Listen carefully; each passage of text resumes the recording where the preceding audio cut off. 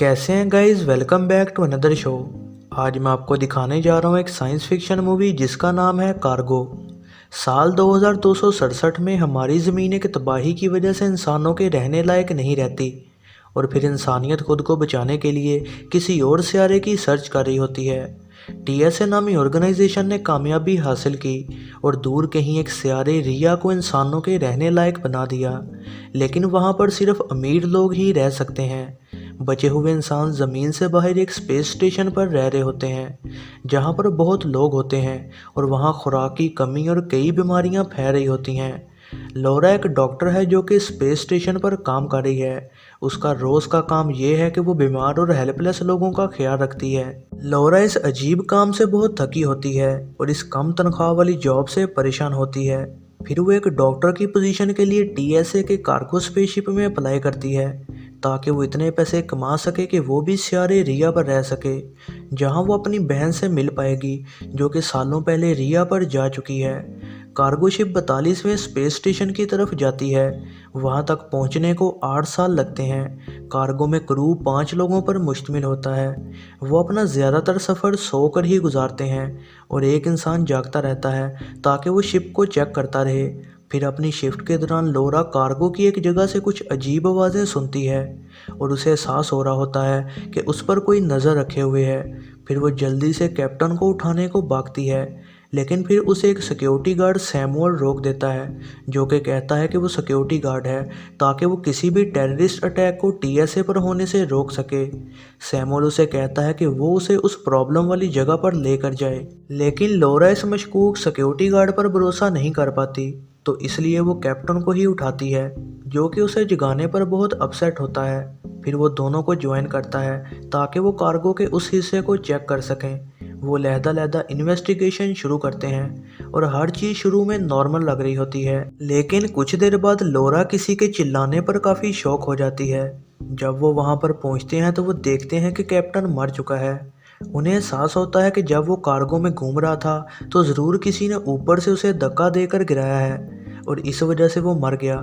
फिर सबको इस अचानक एक्सीडेंट पर उठाया जाता है। फिर डिप्टी कैप्टन कमांड संभालती है और वो सबको ऑर्डर करती है कि वो सारे कैबिन सर्च करें ताकि वो किसी मुजरिम को ढूंढ सकें। फिर डेड बॉडी में कुछ क्लूज मिलते हैं। लोरा और सैमुअल फिर कार्गो को चेक करने जाते हैं। वो वहाँ पर ये देखकर हैरान रह जाते हैं कि एक छोटी लड़की कायरो सलीम में सो रही है, उस कंटेनर में जिसमें कंस्ट्रक्शन मटेरियल होना चाहिए था।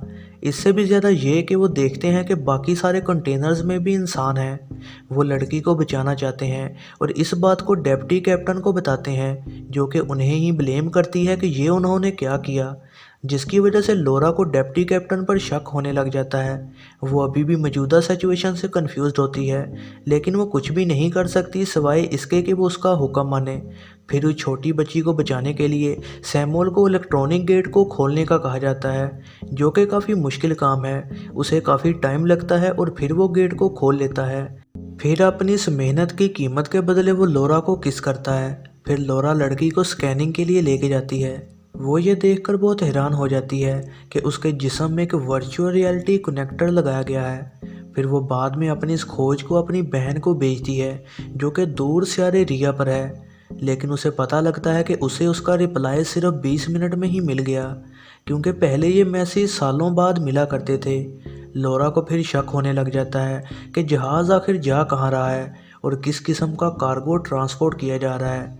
इस दौरान दूसरी साइड डिप्टी कैप्टन अपने साथियों की पिछले कुछ महीनों की फाइल्स को चेक करती है और पता चलता है कि सैमुअल अपनी स्लीप के दौरान कई बार जागता रहा है। फिर उसके अनरिपोर्टेड बिहेवियर से गुस्सा होते हुए डिप्टी कैप्टन ऑर्डर देती है कि सैमुअल को पकड़ लिया जाए। सैमुअल फिर लोरा को बताता है कि शिप असल में प्लेनेट रिया की तरफ जा रही है और इस बात को चेक करने के लिए कि आखिर कार्गो शिप में हो क्या रहा है, लोरा असिस्टेंट को कहती है कि वो लॉग फाइल्स को चेक करे और फिर वो इस बात को कन्फर्म करती है कि शिप 42वें स्पेस स्टेशन नहीं बल्कि वाकई ही प्लेनेट रिया की तरफ जा रहा है। लेकिन ठीक उसी वक्त जब असिस्टेंट और ज़्यादा इन्वेस्टिगेट कर रही होती है उसे अचानक मार दिया जाता है और ठीक उसी वक्त पता लगता है कि सैमुअल भी अपने चैम्बर से मिसिंग है। ये बात जानते हुए कि सैमुअल खुद उस चैम्बर से नहीं निकल सकता था और बाहर से किसी ने उसकी मदद की, इस वजह से तमाम लोग सारा जहाज सर्च करना शुरू हो जाते हैं। इस सर्च के दौरान लोरा पर एक आदमी हमला करता है जो कि कैबिन में छुपा हुआ था और माना जा रहा होता है कि यही है जिसने कैप्टन को मारा, लेकिन उस आदमी को मार दिया जाता है इससे पहले कि लोरा को सच्चाई का और पता लगता। फिर बुक को चेक करने के बाद लोरा को उस आदमी के बारे में और पता चलता है। ये आदमी असल में सैमुअल का दोस्त था और उन्होंने हमारी ज़मीन को ठीक करने के लिए बेहद कोशिश की थी और उन्होंने काफ़ी कामयाबी भी हासिल कर ली थी और टेस्ट में कामयाब हो गए थे। टीएसए को इस खबर का पता लग गया था और लोगों को बताने की बजाय उन्होंने ये खबर छुपा दी। फिर कुछ टाइम के बाद ही सैमुअल को ढूंढ लिया जाता है। फिर वो बताता है कि वो चुपके से शिप में आए थे ताकि वो उस झूठ का पता लगा सकें जो टीएसए सबको सुना रही है। वो बताता है कि टीएसए ने एक वर्चुअल प्लेनेट रिया बनाया है बजाय इसके कि वो असली सियारे को तलाश करते। सैमुअल ये भी कहता है कि उसी ने अपने दोस्त को मारा क्योंकि वो पागल हो चुका था और मासूम लोगों को मारता जा रहा था। फिर इस वजह से डिप्टी कैप्टन को अपने साथियों को सच बताना पड़ता है और वो बताती है कि रिया नामी सियारा असल में एक वर्चुअल रियलिटी है जो कि बनाई गई है ताकि बचे हुए इंसानों को उम्मीद दी जा सके। वो बताती है कि वो लोग जो कार्गो में छुपे हुए हैं वो सारे वहाँ ले जाने के लिए छुपाए गए थे जिनको एक सैटेलाइट प्लेनेट में भेजा जाएगा जहाँ पर उन्हें गहरी नींद में डाल दिया जाएगा और फिर उनको वर्चुअल दुनिया में भेज दिया जाएगा। इस बात को जानने के बाद तमाम फैसला करते हैं कि इस चीज़ को एंड कर दिया जाए। फिर दो आदमी डिप्टी कैप्टन को पकड़कर स्लीप में डाल देते हैं। फिर बहुत लंबे सफ़र के बाद कार्गो शिप आखिरकार उस सैटेलाइट प्लेनेट तक पहुंचती है।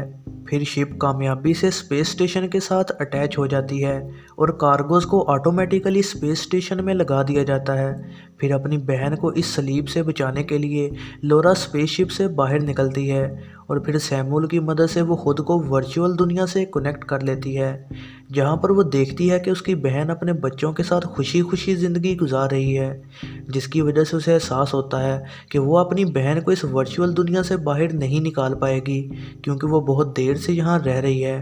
फिर लोरा फैसला करती है कि वो यहाँ से अकेली चली जाएगी और वो इस बात से दुखी भी होती है। फिर लोरा बाद में एक मैसेज स्पेस स्टेशन में रहने वाले लोगों को सेंड करती है और सच्चाई उन्हें बता देती है और फिर वो उस कम्युनिकेशन फैसिलिटी को उड़ा देती है जिसकी वजह से उनका वर्चुअल दुनिया से कनेक्शन टूट जाता है। वो दो बेवकूफ़ आदमी जो कि ये फैसला करते हैं कि वो इस नकली वर्चुअल दुनिया में रहेंगे, वो अनलोडिंग प्रोसेस को तेज़ कर देते हैं, लेकिन वो गलती से डिप्टी कैप्टन को जगा देते हैं जिसकी वजह से वो दोबारा शिप को कंट्रोल में ले लेती है। इसी दौरान लोरा के पास इतना फ्यूल नहीं होता कि वो वापस जहाज़ तक पहुंच सके। इस मोमेंट पर सैमुअल लोरा को अपना सारा फ्यूल दे देता है और इसके बदले वो खुद की कुर्बानी दे देता है। फिर जहाज़ पर जाकर उसे ये नहीं पता होता कि यहाँ क्या हो चुका है। लोरा को डिप्टी कैप्टन मारने ही वाली होती है लेकिन वो किस्मत से उसके वार से बच जाती है और वो चालाकी से कैप्टन को बाहर स्पेस में भेज देती है।